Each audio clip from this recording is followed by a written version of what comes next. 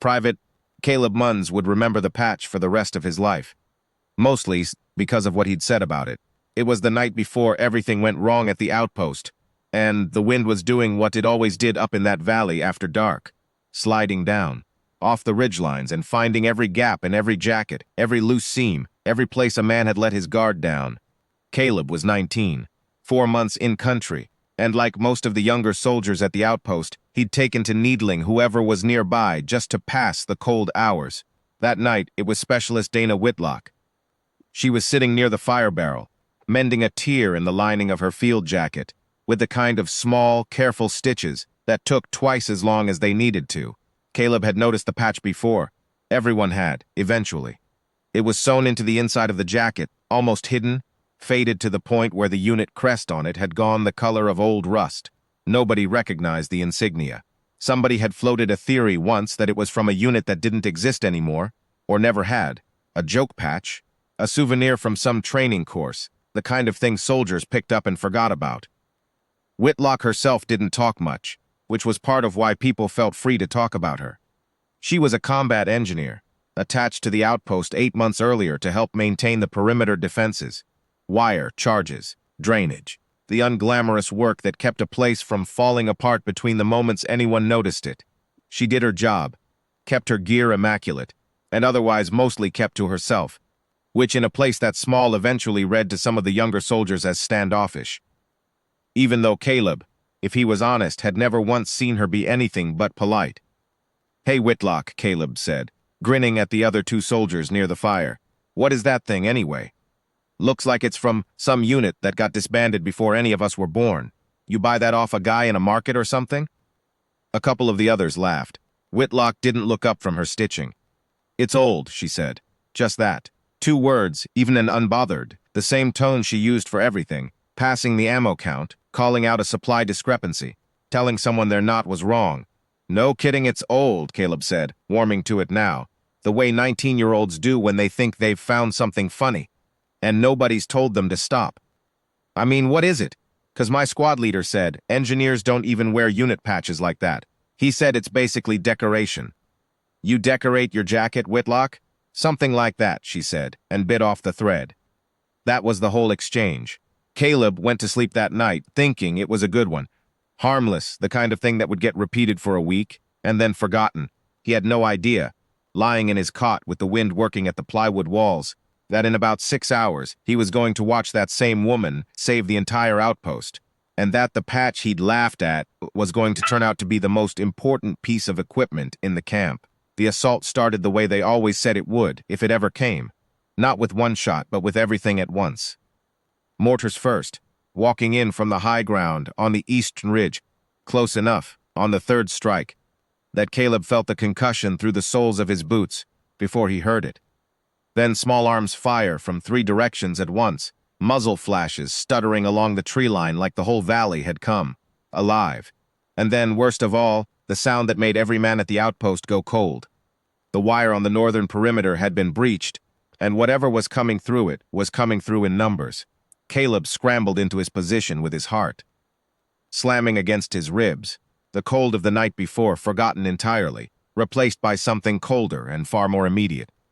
He was on the line within 90 seconds, firing into the gray pre-dawn light at shapes he could barely see, and that's when he heard Sergeant First Class Ray A's, the senior NCO, a steady man who didn't rattle, who'd talked Caleb through his first ambush 4 months earlier, without once raising his voice. Say something into the radio that Caleb had never heard him say before.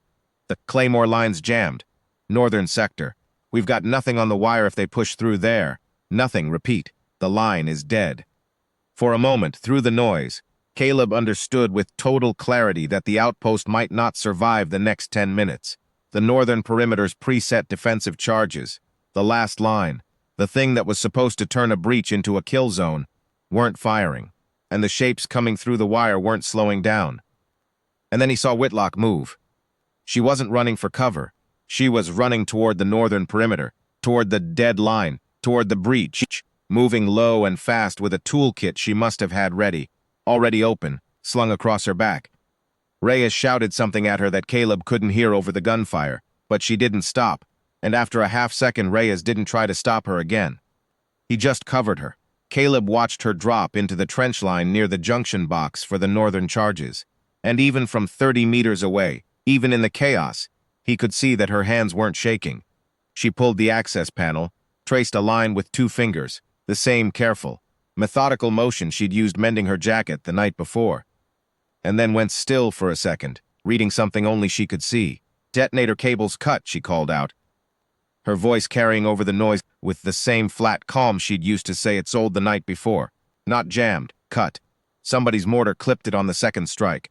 I need 30 seconds and a splice kit, and I need that northern sector to hold for 30 seconds. You've got it," Reyes said, and meant it, and somehow, Caleb never fully understood how, except that Reyes believed her completely. And that belief seemed to spread through the line like current through a wire. The northern sector held. Caleb fired until his weapon ran dry and reloaded without looking, because looking meant looking at Whitlock, kneeling in an open trench with mortar impacts, walking closer with every volley, splicing a cable with the focus of someone threading a needle in good light in a quiet room. "Got it," she called out. "Stand clear of the wire. Everybody down." The northern perimeter charges fired in a single controlled sequence, not chaotic, not all at once, but in a rolling pattern that Caleb would later learn was specifically designed to collapse an advancing line from the flanks inward. The breach, which had been a wide-open gap full of advancing shapes 10 seconds earlier, became something else entirely. The assault on that flank didn't just stall, it came apart. But Whitlock wasn't done. While the northern line was still settling, she was already moving along the perimeter toward the second and third charge positions. And this was the part that, later, the men couldn't stop talking about. She didn't need a map. She didn't need to ask anyone where the charges were buried, or how they were wired, or what the firing sequence was supposed to be. She moved to each position like she'd built it herself. She had. By the time the sun cleared the eastern ridge, the assault had broken. It hadn't just been repelled. It had been broken in a way that left the valley quiet in a manner the outpost hadn't heard in months. The relief convoy, already inbound when the attack started, rolled through the gate 2 hours later into a position that, by every estimate the men had made the night before, shouldn't have still been standing. The convoy's lead element included an Army combat engineer officer, a major, who walked the northern perimeter with Sergeant Reyes, while the rest of the outpost began the long process of standing down. Caleb, exhausted, filthy, sitting against a sandbag wall with his rifle across his knees, watched the major crouch down at the junction box. Whitlock had spliced and go very. Still, "Who did this wiring?" the major asked. "Specialist Whitlock," Reyes said. "Combat engineer assigned here 8 months ago." The major ran his fingers along the splice, the same way Whitlock had traced the original line, and Caleb saw something change in the man's face, not surprise exactly. Recognition. "This firing sequence," the major said slowly. "The rolling pattern, flanks inward. I've only ever seen one course teach that. Mountain demolitions, the classified program out of the engineer school. There were maybe a dozen people ever certified in it." He looked up. "How old is Whitlock?" "Late 20s, sir." "Why?" The major didn't answer right away. He walked to where Whitlock was sitting, debriefing quietly with another NCO, methodical as ever, already cataloging what charges needed replacing. He looked at her for a long moment and then, carefully, like he was asking permission, reached toward the collar of her jacket, where the lining had come loose in the fighting, just enough to show the edge of the old patch underneath. "Specialist," he said. "Were you part of the original engineering detachment that established this outpost 6-7 years back?" For the first time all morning, Whitlock looked surprised. "Yes, sir. I was a private then. It was my first deployment. We laid in the perimeter defenses before the main element arrived." She paused. "I didn't think anyone still had records of that. It was a small detachment. Most of the paperwork got folded into other units afterward." "The paperwork's classified," the major said. "But the wiring isn't. I recognized it the second I saw it."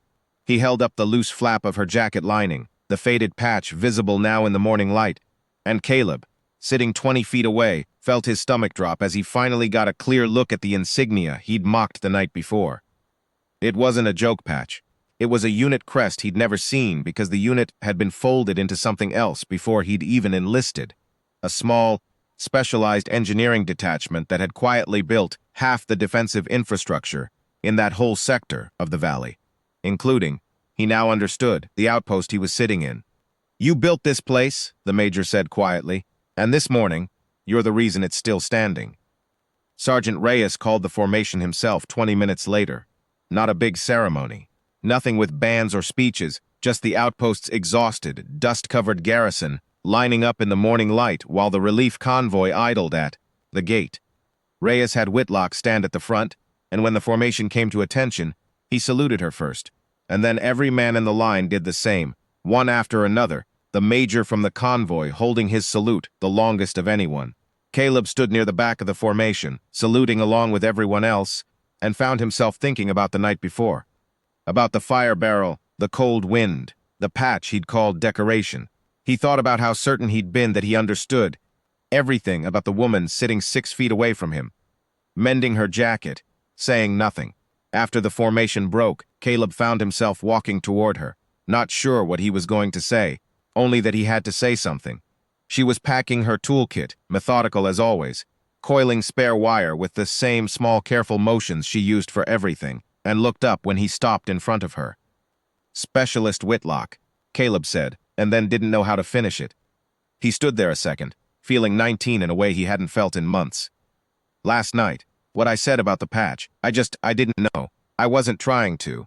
"I know," she said, and there wasn't any edge to it. She set the coil of wire into her kit and looked at him properly for the first time, like she was seeing past the dust and the exhaustion to the kid underneath.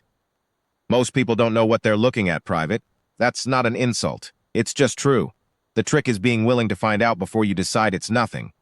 "Yes, ma'am," Caleb said, and meant it more than he'd meant almost anything in his life. She looked at him for a moment, not unkindly. "It's an old patch," she said, echoing her own words from the night before. And for the first time since Caleb had met her, there was something almost like warmth in it. "Most things that are still here after this long are worth a second look, Private, even the quiet ones."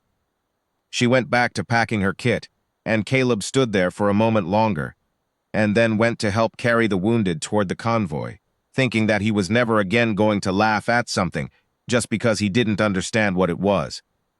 The relief convoy left an hour later, carrying the wounded and the major's report, and the outpost stood in the valley exactly the way it had for years, quiet, weathered, and, though almost nobody there would ever know the whole story, standing because of the careful, unhurried hands of the woman who had built it.